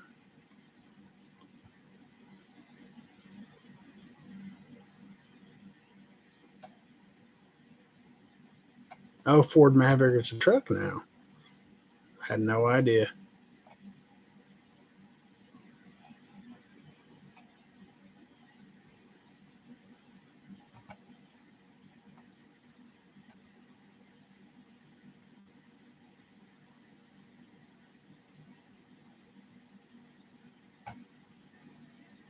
Oh, okay. Well, he was asking me if to turn it on, I thought, and I don't even know where that went now.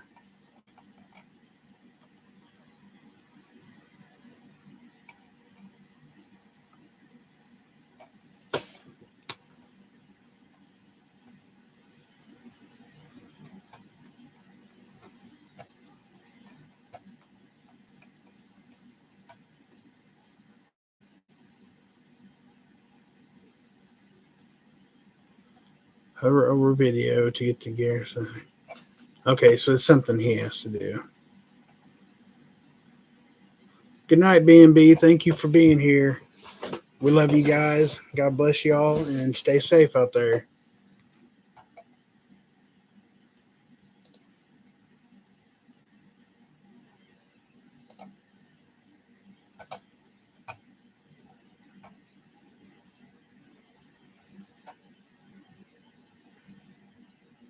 Just a second, guys. I got to see what this 2002 Maverick. That's not bad. I mean, I'm not a Ford guy by any means, but I've seen worse.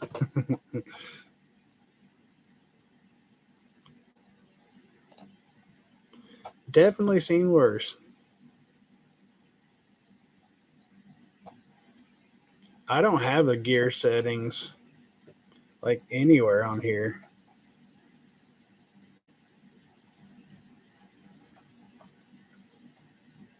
I have to select it before I will make.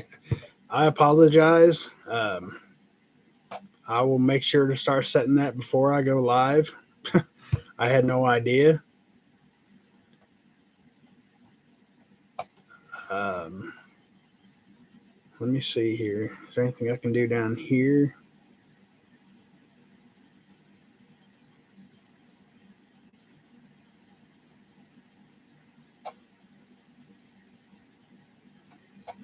Yeah, I think it's something I'm gonna have to set before I go live. I apologize for that. I had no idea I could even do that.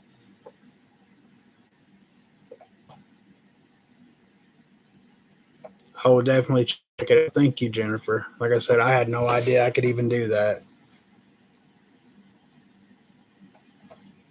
All right, Bob. Thank you for being here. Appreciate it.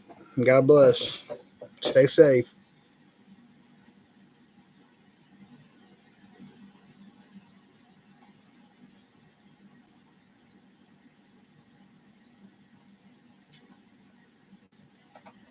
Hey, you're so nosy. Good to see you. Older Fords, yes. Newer Fords, no. If I'm going for an older Ford, it would be like the late 70s pickup trucks or Broncos. Other than that, I never really liked them.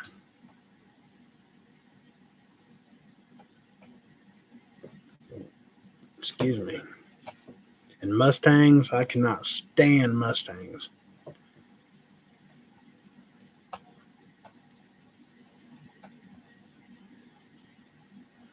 Just a preference.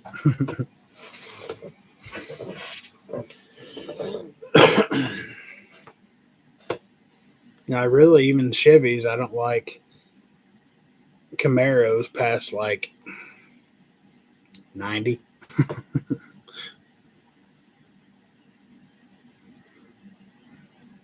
I'm just messing with you, Papa. YouTube will charge you to use it. They might. So I'm guessing the Maverick pickup kind of took the place or the new Ranger basically. If it's a small truck, it looked a little bigger than the old Ranger, but I'd say it's probably going back to that style, that size. So they don't have really small trucks anymore. I mean, they have like whatever they're called. I can't even remember now. Not a Silverado, but like the one right under that, Colorado. I think that's what the S10 used to be. I have an 89 F-150 5.0 I absolutely love and runs like a champ. 09 Expedition and 04 Explorer, both four-wheel drive, and I despise them. All right, Jennifer, thank you for being here. God bless you and yours, and be safe.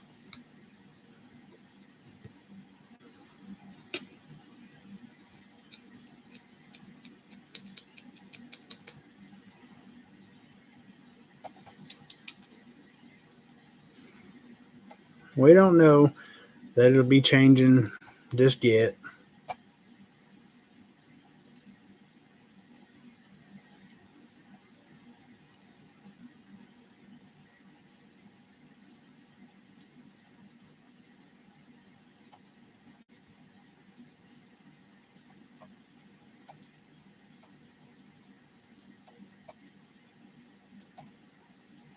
That is our Daniel Fagan RSD.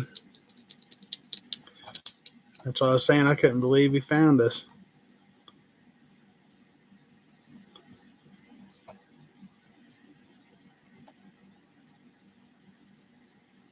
As long as the car runs well, I really don't care what it is. I'd rather have a reliable car than a cool one. You're absolutely right, sir. Absolutely.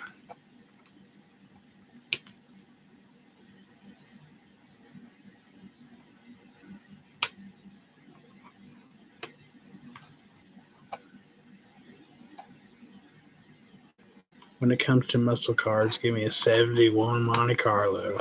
Absolutely. I love Monte Carlos.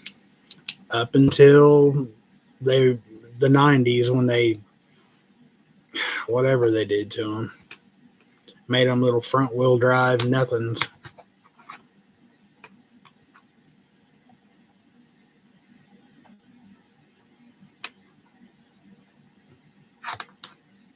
Congratulations. First grandson. That's awesome.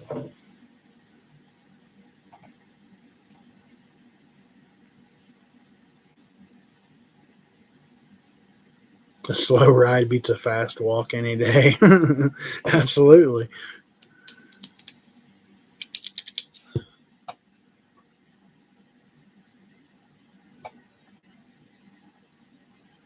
My first car, the engine leaked, put more oil in it than gas. Yeah, there are no small trucks anymore. You're exactly right.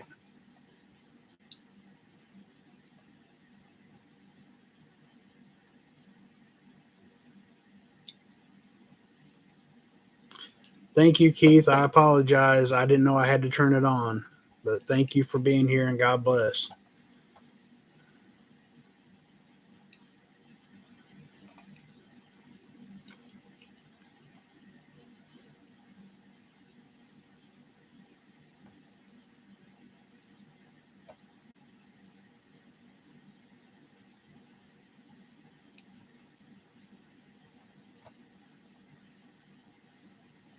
First car was a 71 Monte Carlo. Nice. My first truck, well, my first car that I purchased was a 79 Silverado.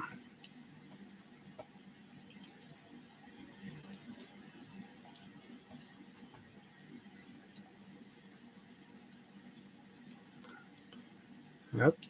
I'd say it was pretty fast for a truck. Pass everything but a gas station.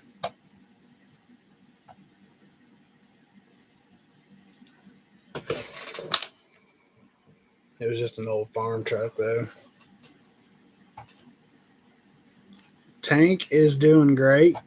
He recovered very well. No limp, no. Um, Seems to be no further like prolonged damage. Mandy's doing great. We're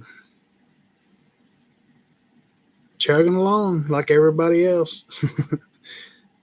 I work with her in the mornings now at Circle K from 5 to 8. So, I mean, we get to see each other more every day. So that's pretty cool. But she's doing pretty good.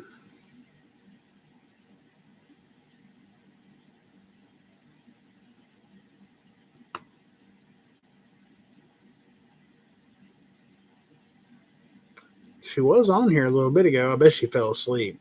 It's past our bedtimes.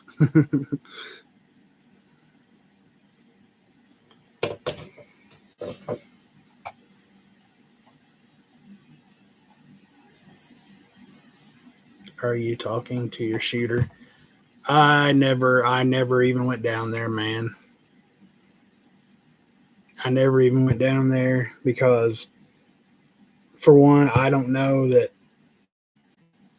I would handle it so well. You know, like if I was to question him or ask him, and he's like, "Yeah, I did it," and next time he, won't get away, or I don't know how well I'd handle that. And secondly, the law's already been called once, and they gave him permission. But I think it's a whole different set of circumstances. I really don't think he was messing with their chickens at all. So I don't know. I'm just going to pay the vet bill and suck it up and whine and moan like, you know, hey, Be Charming, good to see you.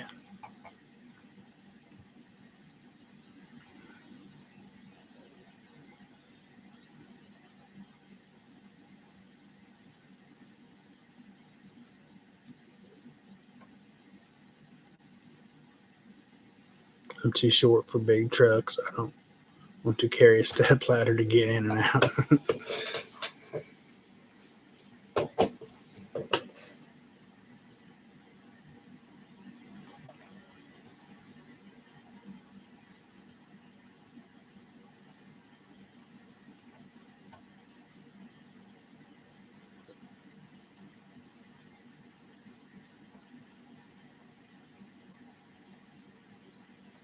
I was looking tonight because I knew it had been pretty close.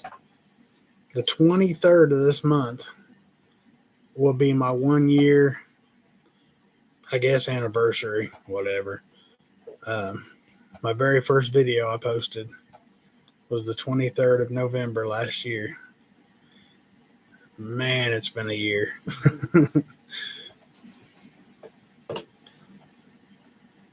I was hoping to be able to do some kind of anniversary thing or give something away or whatever, but money is way too tight right now.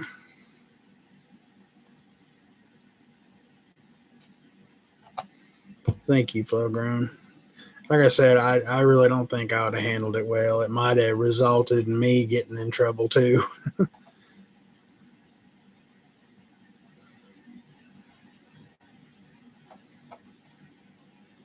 Absolutely prepared for. Thank you. He sure would have benefited from one.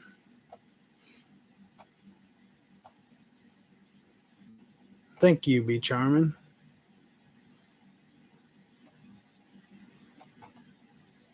Do you check your cell?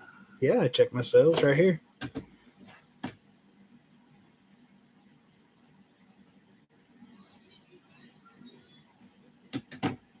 Oh,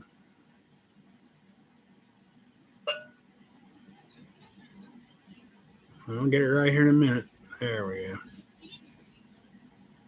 Close enough.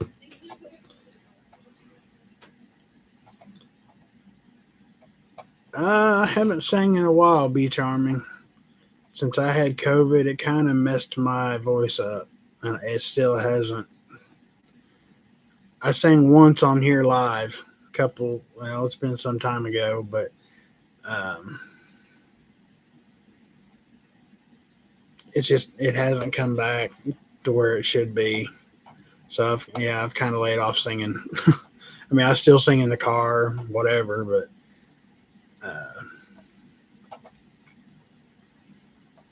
I do keep trying.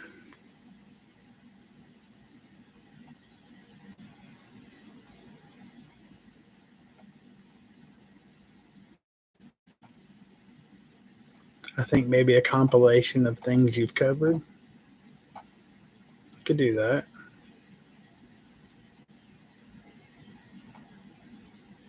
My dog's birthday was November 6th. She turned 5 years old. My mini pin. That's cool.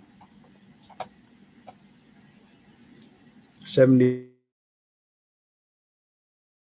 Chevy and Cam Hurst shift kits and the glass pack mufflers. Lord, I love that car.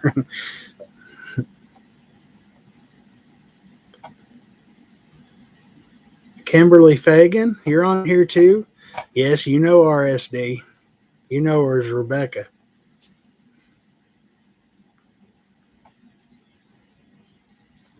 RSD, Be Charming is a woman, by the way. You're thinking of Be Ready. Hey, Mojo, man, good to see you.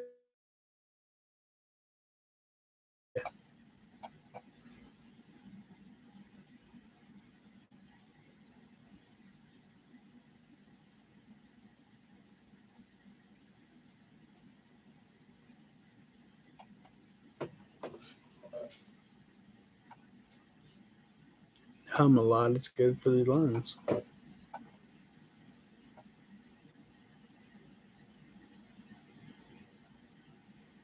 Oh, you guys don't have to do that, Kim. I appreciate it, but y'all don't have to do that.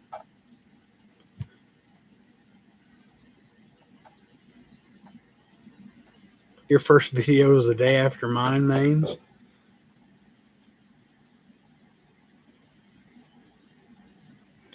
My birthday is November 30th. I'll be 42 and don't plan to grow up yet.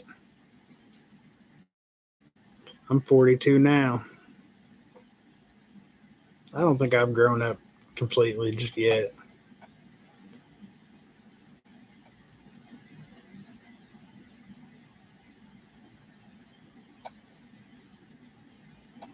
Papa accepts silver. No, I don't expect anybody to give, just to sit around and have a little bit of fellowship. Kim, we do, and if Danny's still on here, we do this every Sunday night at 8 o'clock. Prep your soul. It's a prepping based channel, or faith based. We're all preppers, faith based channel. And we get together every Sunday night. I used to live stream 2 to 3 times a week, but life's just been so hectic, and we're getting ready for winter and uh, things like that. Time's been not on my side lately, but I do not give up Sunday nights. We have 2 hours, 8 o'clock every Sunday night. Um, like tonight, we just finished the book of Job, and then when we finish a book, we'll ask, who wants to do what next, and then however, we'll have suggestions, and whatever gets the most suggestions, we'll go with it. So next week we start Esther. So I'd love to see you guys back in here. Give chickens. Hey, Valerie, good to see you. Well, thank you, Kim. I'm glad you guys are here. I appreciate it. But as for right now, it is 10 o'clock. So I'm going to shut this down and get myself in bed because 4 o'clock, 4 a.m. comes very early. So, hey, Maureen, I seen you earlier and I didn't even say hi. I was in the middle of my thought and talking and I forgot. But good to see you in here, man. I appreciate it. Yep, it is time to turn into a pumpkin. But I'll be dropping some short videos throughout the week. And till next Sunday, I love you guys. God bless y'all. Be safe out there. And take care of yourself and each other. I'm out.